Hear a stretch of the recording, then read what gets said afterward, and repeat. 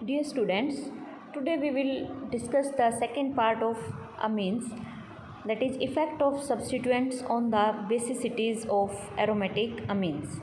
The basicity of aromatic amines is greatly influenced by the nature as well as position of the substituents present on the benzene ring.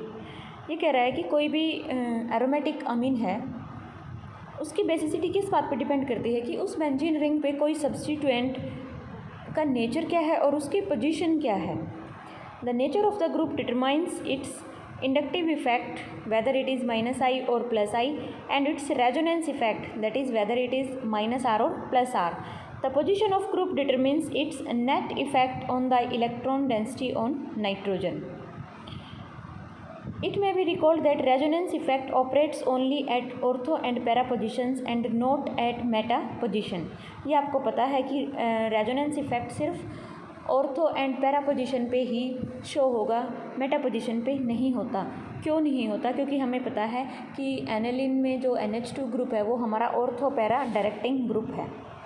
Inductive effect operates at all the positions. This enables us to explain the basicities of substituted aromatic amines as given below. हम बहुत सारे groups को study करेंगे examples के साथ. First देखते हैं. First category क्या है? Substituents having an overall electron releasing effect, कि उनका ओवरऑल इलेक्ट्रॉन रिलीजिंग इफेक्ट ही है. कोई भी सब्स्टिट्यूएंट है सच एज मिथाइल ग्रुप है, आपका मिथॉक्सी ग्रुप है, NH2 ग्रुप है. These tend to increase the basicity of aniline. हमें पता है इलेक्ट्रॉन रिलीजिंग ग्रुप है तो इलेक्ट्रॉन्स को रिलीज करेगा. नाइट्रोजन पे इलेक्ट्रॉन डेंसिटी बढ़ेगी, बेंजीन रिंग में इलेक्ट्रॉन डेंसिटी बढ़ेगी. अगर बेंजीन रिंग में इलेक्ट्रॉन डेंसिटी बढ़ेगी तो बेसिक कैरेक्टर ऑटोमेटिकली इंक्रीज हो जाएगा. On the other hand substituents having an overall electron withdrawing effect such as X that is halogens and NO2 tend to decrease the basicity. इसके explanation क्या है? The presence of electron releasing substituents on the benzene ring helps to increase the electron density on nitrogen of the amino group and thus the electron pair on nitrogen becomes more available for sharing with an acid. At the same time, electron release tends to disperse the positive charge on the substituted anilinium ion and thus increases its stability relative to the parent amine. कि जो anilinium ions हैं nitrogen पे उनमें positive charge आ जाएगा. अब कोई भी electron releasing group जो होगा वो इलेक्ट्रॉन डेंसिटी को इंक्रीज़ करेगा तो पॉजिटिव चार्ज न्यूट्रल होना स्टार्ट हो जाएगा, उससे उसकी स्टेबिलिटी बढ़ेगी. It is therefore quite natural that electron releasing substituents increase the basicity of aromatic amines. ये देखिए आपको दिखाया हुआ है एनिलीन है, ठीक है, G ग्रुप इस पर हमने अटैच किया है. अब किसी भी एसिड के साथ NH3 पॉजिटिव एनिलीनियम आयन बनेगा. अब G इफेक्ट हमने देखना है. G क्या हो सकता है यहाँ पे? इलेक्ट्रॉन रिलीजिंग जैसे CH3, OCH3 and NH2. Next देखते हैं हम. Electron withdrawing substituents pull electrons away from the nitrogen of the amino group so that the electron pair on nitrogen becomes less available for sharing with an acid. Moreover electron withdrawal tends to intensify the positive charge on the substituted anilinium ion and thus decreases its stability relative to the parent amine. ये just opposite हो जाएगा आपका electron releasing effect के. It is therefore not surprising that electron withdrawing substituents decrease the basicity of aromatic amines. Second category हम देखते हैं. All groups whether electron releasing और electron withdrawing decrease the basic strength when present at ortho position. ये आपने याद रखना है कि चाहिए आप वो आपका इलेक्ट्रॉन रिलीजिंग ग्रुप हो, चाहिए आपका इलेक्ट्रॉन विथड्रॉइंग हो, अगर वो ऑर्थो पोजिशन पे प्रेजेंट है तो वो बेसिक कैरेक्टर को कम करेगा. At the same time, electron withdrawing group exerts maximum base weakening effect when present in ortho position. This is known as ortho effect. The cause of ortho effect is not yet well understood. कि इसका जो कारण है वो अभी तक इतना ज़्यादा हमें डिटेल में नहीं पता चल पाया है. फॉर एग्जाम्पल्स दिए देखिए. Para and metatolidins are stronger bases than aniline. Orthotolidin is weaker than aniline. Okay जैसे meta and para NH2 group के साथ हमने मिथाइल ग्रुप लगा दिया है, ठीक है, तो उनकी बेसिक कैरेक्टर जो पैरा और मेटा टोलिडिन है वो स्ट्रॉन्गर हो जाएंगे एनिलिन से. बट ऑर्थो पोजीशन पे जो है ऑर्थो आइसोमर इसका क्या हो जाएगा? Weaker base. कुछ इंपॉर्टेंट ऑब्जर्वेशंस हैं ये, जैसे हमें टेबल में दी हुई है।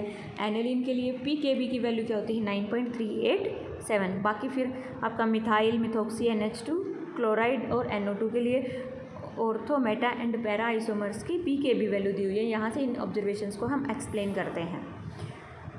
सबसे फर्स्ट देखिए, electron releasing group exert greater base strengthening effect when present in para position than when present in meta position. This is clear from the following example. अब यहाँ देखिए टोलुडिन का एग्जाम्पल दिया हुआ है।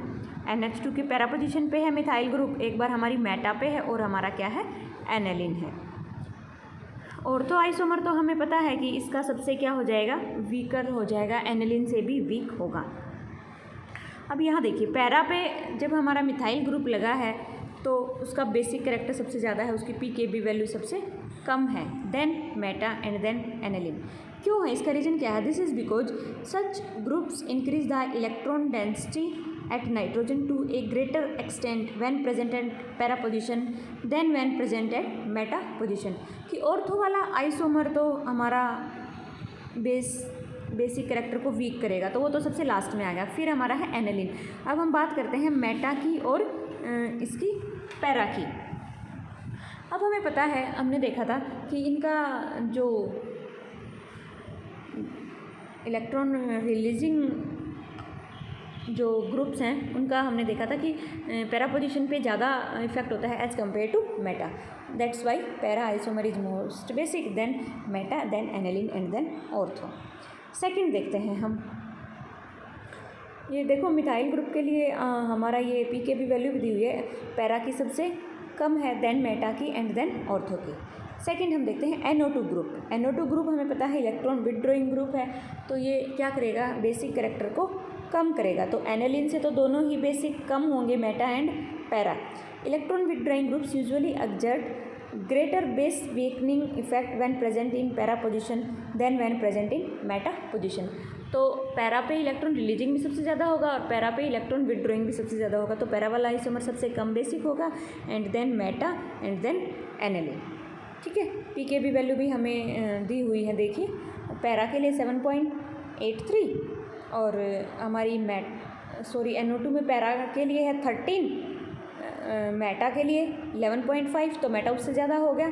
ठीक है, ऑर्थो के लिए कितनी है 13.46, वो सबसे लेस बेसिक होगा, पैरा से भी बाद में आएगा। ओके, नेक्स्ट हम करते हैं the above seen observations can be explained as follows. Nitro group has an electron withdrawing inductive effect as well as electron withdrawing resonance effect.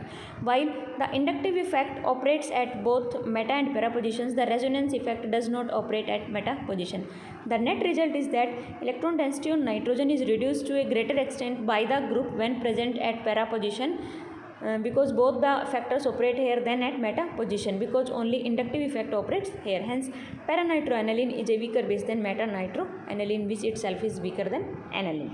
अब हम देखते हैं थर्ड, हेलोजेंस की हम बात करते हैं। हमने क्लोरीन को अटैच किया है मेटा एंड पैरा पे। तो सबसे फर्स्ट ऑफ ऑल हेलोजेंस का जो इंडक्टिव इफेक्ट है वो बहुत ज़्यादा स्ट्रॉन्ग होता है और वो डोमिनेट करता है रेजोनेंस इफेक्ट पे। यहाँ देखिए halogens such as chlorine and bromine exert greater base weakening effect when present in meta position than when present in para position. For example, the basic strength of the meta and para chloroanilines are as follows. यहाँ देखिए Meta वाला हमारा यहाँ पे क्या है least basic then para and then aniline. इसमें हमारा NO2 ग्रुप से अपोजिट हो गया मेटा और पैरा का। क्यों हो गया? To understand the above observations it may be recalled that chlorine has an electron withdrawing inductive effect and electron releasing resonance effect, but inductive effect is stronger than resonance effect. ठीक है, when chlorine is present in meta position chlorine exerts only electron withdrawing inductive effect since resonance effect does not operate at meta position. तो Meta पे हमारा क्या है सिर्फ inductive effect है और वो बहुत स्ट्रॉन्ग भी है, तो वो greater base weakening effect show करेगा। When present at para position the electron withdrawing inductive effect of chlorine is partially neutralised by its electron releasing resonance effect. In other words, the electron density on nitrogen is reduced to a greater extent when chlorine is present at meta position than when present at para position. As a result, meta chloroaniline is a weaker base than para chloroaniline, which in turn weaker than aniline. Okay, fourth point देखते हैं हम. अब हमने लगाया methoxy group. The case of certain groups like OCH3 and OH is peculiar. इसको special case माना गया है. They act as base strengthening when present in para position but way base weakening when present in meta position as shown by the following example. यहाँ देखो, aniline से para तो ज़्यादा basic हो जाएगा और मेटा एनालिन से कम बेसिक हो जाएगा. इसका रीजन क्या है? These groups has an electron withdrawing inductive effect and an electron releasing resonance effect. दोनों इलेक्ट्रॉन विड्रॉइंग इंडक्टिव इफेक्ट और इलेक्ट्रॉन रिलीजिंग रेजोनेंस इफेक्ट है. अब देखना ये कि कौन सा ज़्यादा डोमिनेंट है. जैसे हेलोजेंस में हमने बताया कि इंडक्टिव इफेक्ट जो है ज़्यादा स्ट्रॉन्ग होता है.